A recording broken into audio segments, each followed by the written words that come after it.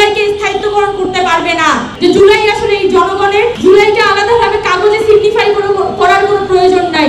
গত 10 মাসে অনেক প্রস্তাবনা দেয়া হয়েছে, এসব প্রস্তাবনা কোনো কাজে দেয় না।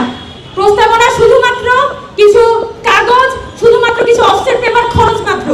এসব করে আসলে করার আসলে কোনো দরকার নাই।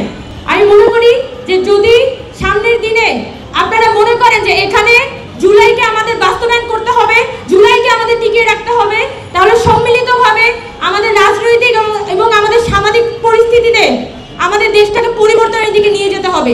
আমরা যে কাঠামোগত সংস্কারের স্বপ্ন দেখেছিলাম, আমাদের ইনস্টিটিউশনগুলো যে দুর্নীতি মুক্ত হবে সেই সংস্কারের স্বপ্ন দেখেছিলাম, স্বজনপ্রীতি মুক্ত হবে সেই সংস্কারের স্বপ্ন দেখেছিলাম, সেই স্বপ্ন এখনো পর্যন্ত অধরা রয়ে গেছে। যদি